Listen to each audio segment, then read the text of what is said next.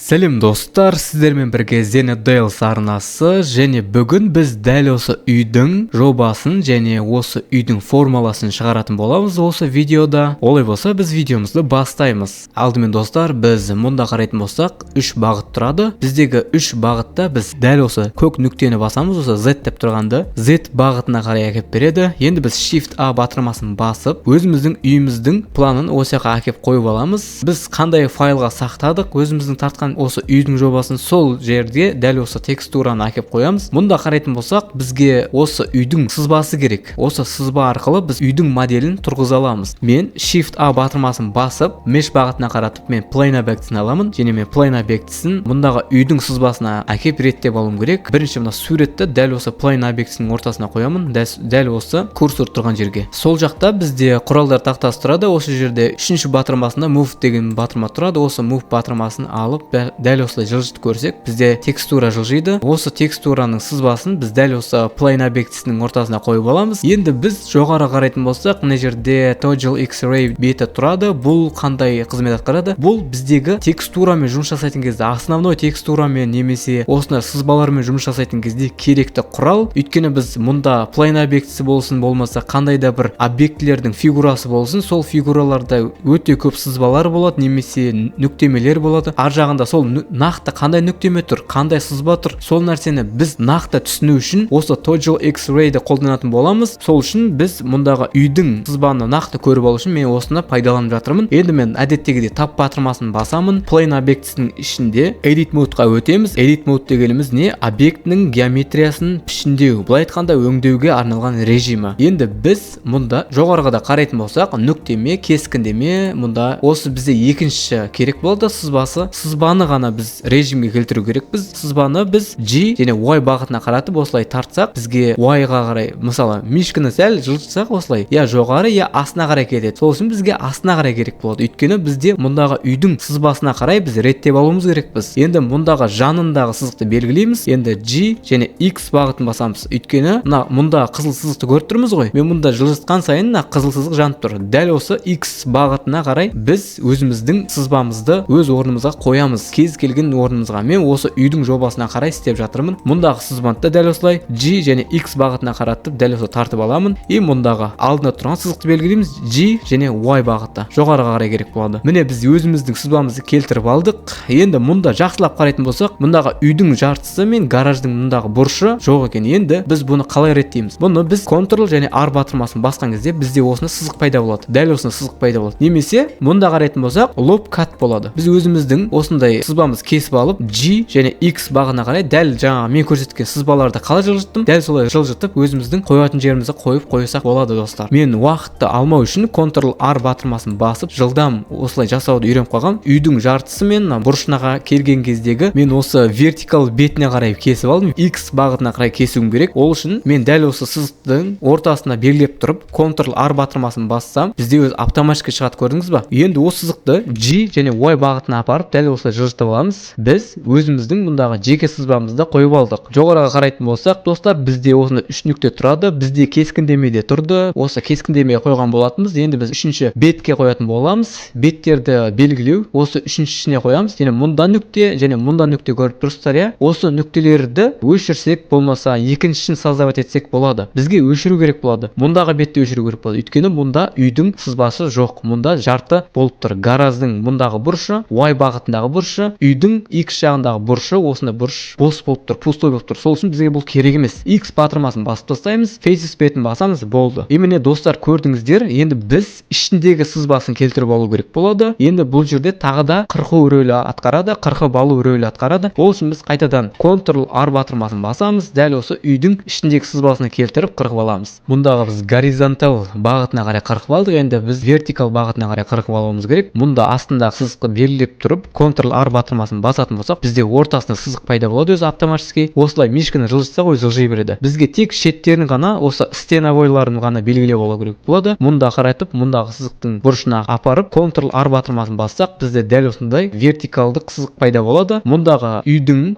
жоғарғы сызбасын және жанындағы сызбаларын біз реттеп алдық. Енді біз астындағы сызбаларын реттеп алуымыз керек болады. Ол үшін біз Ctrl R батырмасын басамыз, дәл осылай. Енді ортасындағы сызықты көріп тұрмыз, үйдің, осы үйдің сызбасына ортасына қарай тағы да горизонталды сызық сызуымыз керек болады. Екеу сызу керек болады бұнда. Міне мұнда бірінші сызықты мен жоғарыға қоямын. Қайтадан Ctrl-R батырмасын басып, екіншісіне қоятын боламын. Міне бізде уже қойылды. Енді біз гаражға горизонталды бір сызық, вертикалдық екі сызық қою керек болады. Біз қайтадан Ctrl-R батырмасын басып, мұндағы сызықты көріп тұрмыз ғой. Мына жердегі гараждың осы жердегі бірінші сценовойына қоямыз. Осы сызықты осылай қойып аламыз. Енді біз мұндағы екі шетіне вертикалдық бағытқа қоятын боламыз.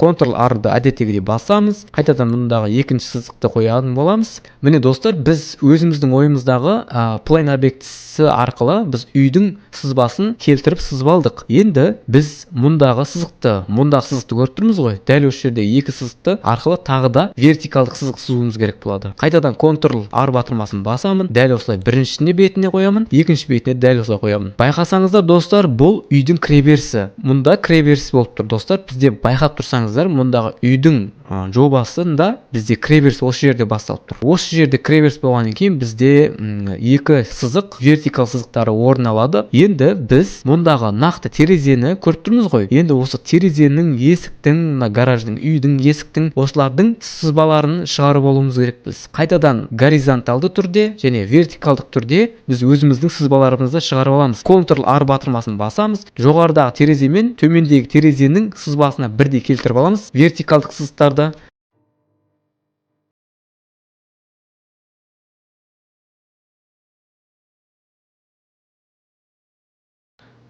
Міне достар, біз енді үйдің сызбаларына қарап, өзіміздің осы plane объектісін сегменттерге бөлу арқылы, осы сызбаларын келтіріп алу арқылы біз бірінші амалды орындадық. Енді біздегі екінші амал бұл үйдің формуласын келтіру, былай айтқанда стеналарын көтеру. Ол үшін біз жоғарыда тұрған мұндағы сызықты емес, мұнда бізде кескіндемеде белгіленіп тұр, мұндағы үшінші бетке белгілейтін боламыз. Мұнда көріп тұрсыздар, нүктелер шығып тұр. Енді бізде жақсылап қарайтын болсақ, жақсылап мән беретін болсақ, мұндағы біздегі үйдің ішіндегі кішкентай бөлімге, үйдің жоспарындағыдай сыртындағы сызыққа біз вертикалдық сызық бермегенбіз, байқасаңыздар. Өйткені бар болатын болса, мұндағы сызықтың ортасында тағы да бір бет пайда болатын еді. Сол үшін біз қайтадан Ctrl-R батырмасын басамыз. Мен айтқандай горизонталды сызыққа қарай бағыттап басамыз, сол кезде бізде вертикалдық сызық шығады. Енді біз X бағытына апарып, дәл осылай жылжытып, осы жерде кіреберістің стенасының сыртына белгілеп аламыз. Мұндағы бетке де дәл осылай белгілеп алуымыз керек. Ctrl-R батырмасын басып, дәл осылай өзіміздің сызбамызды реттеп аламыз достар. Міне біз енді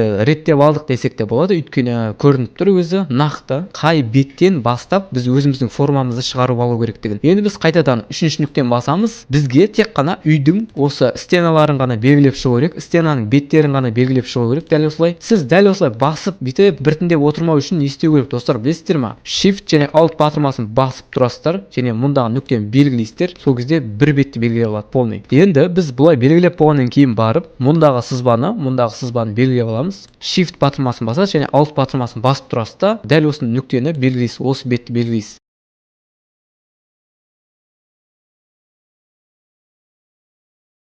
Осындай жерлерге кеп қалдық. Мұндағы есіктің және терезенің ашық беттері тұр. Бізге қазір мешет етуі мүмкін сызбалары. Сол үшін біз жай ғана былай жасаймыз. Shift батырмасын басып тұрамыз да, тек осы нүктенің ішіндегілерді ғана біз белгілейміз. Болды. Shift батырмасын басып тұрасыз да, жай ғана мишканың сол жағын басып тартып, былай созасыздар да белгілеп аласыз. Компьютерда файл белгілейсіздер ғой, дәл солай файл белгілегендей, дәл осылай белгілеп аласыздар да, осылай тартасыздар. Сол кезде бүкілін осылай автоматты түрде осындай беттерді белгілеп алады. Енді біз белгілеп алған бетті тұрғызу керек болады. E батырмасын басамыз және G, Z бағытын басамыз. Жоғары қарай көтеру керек қой, Z бағытына қарай. Дәл осылай көтеріп аламыз. Міне, достар, бізде енді үйдің формасын шығардық. Жоспар бойынша қырқып алу керек еді. Енді біз достар қайтадан үшінші нүктеге қоямыз. Осы бет белгілеу режиміне өтеміз. Осы жердегі сегменттің бетін белгілеп алу керек болады. Дәл осылай. Енді біз жоғары қарайтын болсақ, мұнда магниттің суреті тұрады. Бұл бізге ең керекті құрал Snap деп аталады. Осы жоғарыдағы максимально сызылып тұрған сызбаларға бір келкі тұрғызып қою үшін, осыларды көбейту үшін осы магнит режимі көмектеседі. Оның жанына қарайтын болсақ, бізде snapping деп тұрады. Бұл жерде осы магнитті кез келген бағытта қолдана аламыз. Осы магниттің әртүрлі режимдері тұрады. Бұлармен келесі видеода танысатын боламыз, достар, толыққанды. Қазірше бізге ең керекті нәрсе бұл edge батырмасын аламыз. Осы edge батырмасын алып қолданамыз. Edge батырмасын алып болғаннан кейін біз E батырмасын бір басамыз. E батырмасын басқанда біз белгілеген бетті немесе сызбаны немесе нүктені бізге бізге дәл соның екіншісін көшіріп береді, дәл сол екінші объектін көшіріп береді. Ол тек қана осы edit режимінде атқарылады. Біз E батырмасын басып қойдық, енді біз Z бағытына көтеру керек. Мына жоғары қарай. Мына көріп тұрмыз ғой жоғары. Біз жай ғана G және Z бағытын басамыз, және мұнда көріп тұрмыз ғой стрелканың жанына қарайтын болсақ, бізде магниттің режимі қосылып тұр екенін байқауымызға болады. Енді біз мұндағы жоғарыдағы потолокты жабу керек болады. Қалай жабамыз оны? Мен айтқандай Shift батырмасын және Alt батырмасын басып тұрып, дәл осылай белгілеп аламыз. Барлық сызбаларды, шетіндегі сызбаларды ғана белгілеп шығамыз осындай. Shift Alt батырмасын жіберіп қалмаңыздар достар, оны ұстап тұрыңыздар. Shift Alt батырмасын басып тұрамын, дәл осылай белгілеп шығамын. Енді не істей аламыз бұл жерде дегеніңізде F батырмасын басамыз. Shift Alt батырмасын жібереміз және F батырмасын басамыз. F батырмасын басқан кезде біз белгілеген сызықтарды дәл осылай автоматты түрде плоско етіп жауып тастайды достар. Енді біздегі мұндағы сызықты және мұндағы сызықты, осы терезенің сызықтарын, рамканың бұрышындағы сызықтарын дәл осылай F батырмасын басамыз және осылай жауып тастаймыз. Дәл осылай екі есіктің жанындағы рамкасының ең жоғарындағы сызықтарды белгілейміз, F батырмасын басамыз.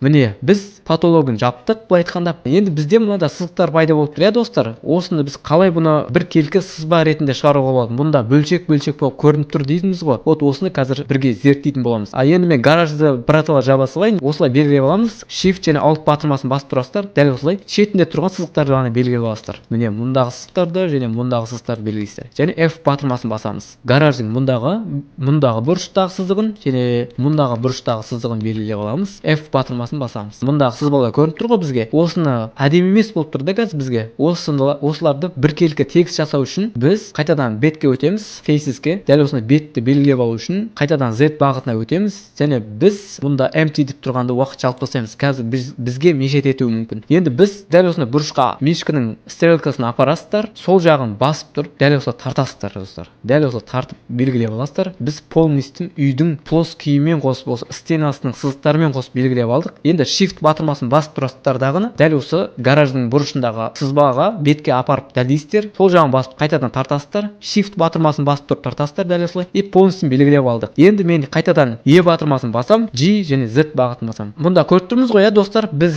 жаңа магнитті өшіруді ұмытып кетіппіз. Snap режимін өшіруді ұмытып кетіппіз. Оны өшірмесек, достар, бізге мұндағы белгілеген объектілер мешет етеді. Я ары емес, я бері емес. Біз Z бағытына көтеріп жатқаннан кейін, мұндағы Snap режимі бізге Z бағытына көтеруге мүмкіндік бермейді. Өйткені ол жерде қандай да бір объектінің сызығы немесе қандай да бір объектінің нүктесі де жоқ. Егер соның объектінің сызбасы немесе екінші объекті тұратын болса, сол объектіге бірдей қылып өлшеп автоматты түрде соған өлшеп беретін еді. Енді біз F батырмасын бір басамыз. Міне достар, енді біз үйдің терезесінің астындағы рамаларын тұрғызып алу керек болады. Терезенің астындағы дәл осындай сегментін белгілейміз. Тағы осы терезенің сегментін белгілейміз. Мұндағы бетті белгілеп аламыз. Енді өлшемдерін белгілеп алу режиміне қосамыз. Сегменттердің беттерін белгілеу режиміне өтеміз. Мұндағы терезенің және мұндағы терезенің астындағы рамкаларын белгілеп аламыз. Міне біз 4 терезенің рамкасын астын белгілеп алдық. Енді E батырмасын басып G, Z бағытына сәл көтереміз. Осындай өлшемдегі керек болады. И міне арт жағында да терезе дәл осындай рамканың асты шықты. Міне достар, біз өзіміздің сызбамызға қарай сегменттерге бөліп алдық. Жаңа горизонталды түрде, вертикалды түрге бөліп алдық. Келесі видеода достар, осы видеоның шатырын және терезесін және гараждың есігін бірге жасайтын боламыз. Өйткені